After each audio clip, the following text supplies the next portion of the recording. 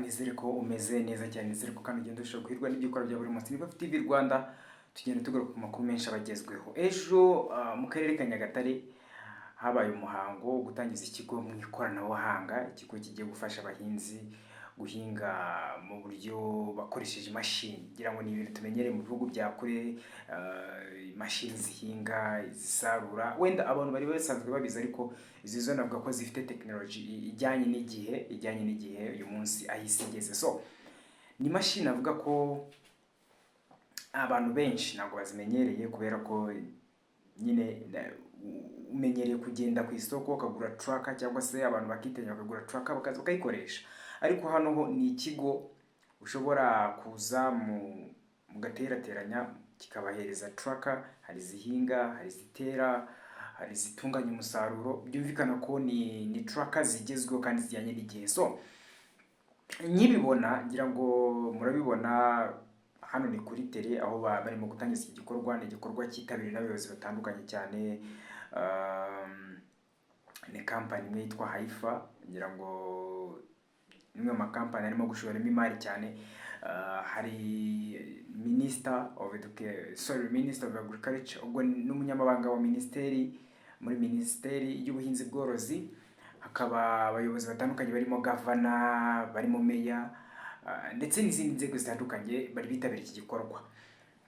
So navuga ko ibintu birimo guhinduka cyane, ndetse birimo kujyana n'igihe, aho ubona ko nyine niba tugeze aho dukenera technology cyangwa se ikoranabuhanga mu buhinzi, tukaba dukeneye ikoranabuhanga mu bworozi, kubera ko hari n'izizafasha gukora mu bworozi, gutunganya ubwatsi bw'amatungo. Ubona ko n'ubuhinzi nyine u Rwanda rutangiye kugeramo.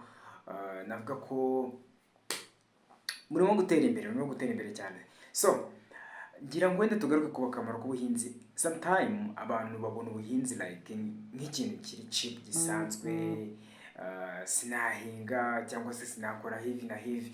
Ariko Japan, ubwo ndatanga urugero, Japan, Korea, na biriya bihugu bindi biteye imbere birimo za China, byahereye mu buhinzi. Icyo nakita transformation y'ubuhinzi, kubera ko ubuhinzi uva mu buhinzi ujya muri industry.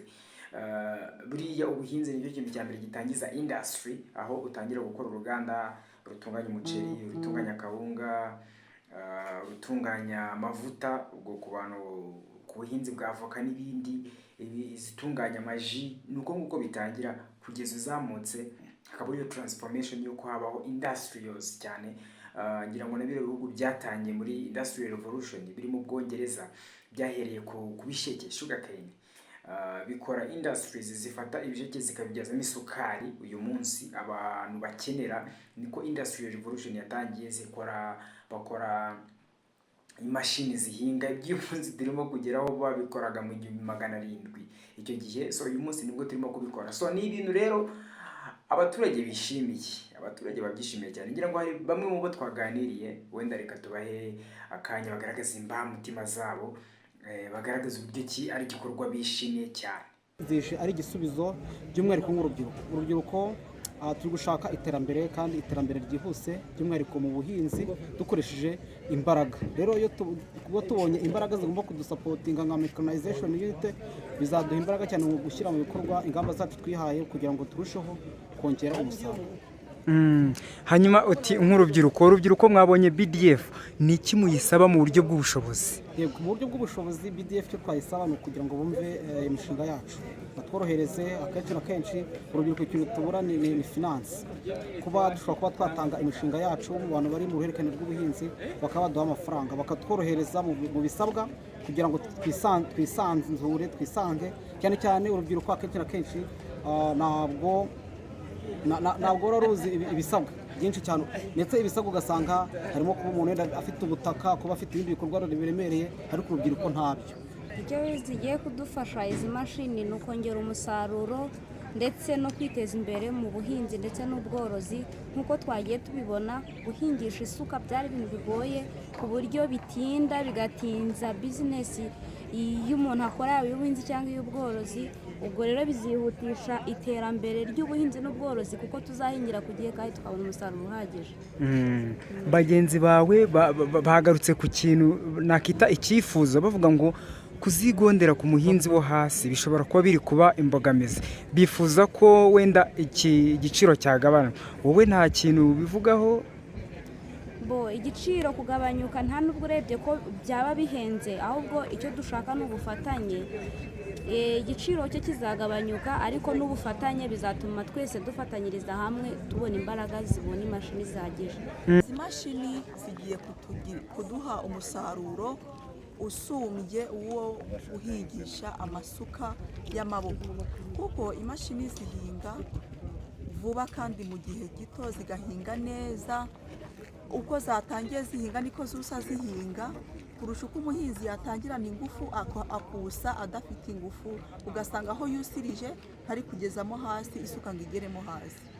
Yes, ngira ngo urabibona ko abaturage bishimye cyane. Ni igikorwa kandi abantu bitezeho byinshi cyane, yaba na minisita, yaba meya, yaba abandi bayobozi batandukanye cyane bagiye basaba inzego zitandukanye zirimo abaturage, zirimo inzego z'ubuyobozi gukora follow up, bagafasha abaturage, bagafasha abadafite skills, kubera ko gukoresha imashini bisaba skills, kwaba guhinga, kwaba kuyikoresha bisaba skills kandi ubona ko ni imashini zijyanye n'igihe ugereranyije n'izo twari dusanzwe tumenyereye ano matruck amatoya. Izi zo ni nini kandi zishobora gukora ahantu hanini cyane. So ngira ngo nivugire kuri iki, twongera kugaruka none mu ntara y'Uburasirazuba, kubera ko naho niho byabereye mu karere ka Nyagatare. Ni akarere uyu munsi karimo kuzamuka, karimo guhindura cyo twakomeje kwita transformation, nimo kubamo transformation mu buhinzi. Ejo bundi twari ahantu minisita w'intebe yari yasuye, hari igikorwa kinini cyane cy'ubuhinzi, ahantu ngira ngo hari kampani imwe y'Abayisiraheli. Ahangaha naho twahageze urabona ko hari Haifa, bo badiringa n'umuturage wa nyuma. Hari ibindi bikorwa binini cyane birimo kugenda biza mu ntara bijyanye no kuhira, gukoresha ubuhinzi bwuhiye, ubuhinzi bujyanye n'igihe, gukoresha imiti, gukoresha amafumbire mvaruganda. Ubona ko nyine transformation mu buhinzi n'imiraba. Minisita w'intebe yagiye Kirehe. Ibi byose bikwereka iki? Bikwereka ko Eastern part cyangwa se iki gice cy'Uburasirazuba kiri mu bice bikungahaye, bifite ubutaka bwiza, ndetse binagaragaza ko by the time hashobora kuza kuba ikintu cyiza cyane. So minisita yashimye abafatanyabikorwa, agira n'abasaba abaturage kubyitaho. Ngira ngo ni ijambo agejeje ku baturage, ndetse no mu kiganiro yagiranye natwe nk'itangazamakuru. Reka wenda tumwumve. Ni minisita n'umunyamabanga gutera, kwita ku bihingwa. Hari aho dushobora gukoresha imashini mu gutera imiti, gusarura ndetse no gutunganya umusaruro. Ibyo byose dukoresha amamashini. Iyo bireba rero muri rusange usanga ibimaze gusa n'ibifata umurongo ari ibijyanye no guhinga, ari nabyo iki kigo cya Hero Tractor cyafashijemo inkunga mu bijyanye no gutangiza ikigo cy'icyitegererezo, ikigo gitanga serivisi ku bahinzi no ku borozi bakeneye kubona izo mashini mu buryo bwo kugira ngo bajye kuzikoresha mu mirima yabo. Bikaba rero bigaragaza ko ingamba ya mbere kugira ngo iyo gahunda y'ikoreshwa ry'imashini mu buhinzi itera imbere ni ugukorana n'abikorera, abikorera mu buryo bwa tekinike n'abikorera mu buryo bwa finance. Yes, nibyo rero ngira ngo minisita yabigarutseho. Abaturage bagaragaje imbamutima zabo, ndetse banagaragaje ko rimwe na rimwe bashobora kuzagurwa no kwa affording, ariko ngira ngo minisita yabigarutseho. Nta kibazo, muri make nta kibazo gikwiye kuba gitera abantu impungenge. So nibyo twagarukaho uyu munsi, ariko tunareba nanone icyo abahinzi bagomba gukora. Ngo ubuhinzi ntabwo bukiri wa muntu ufata agasuka, akarago, akajya guhinga, hano akahinga ibijumba, hari akahinga ibirayi, hari akahinga soya. Ubuhinzi bwamaze kuba ikintu n'igihugu kireba kikavuga ngo iyi sector reka nyishoremo amafaranga, kubera ko ni sector iri very important.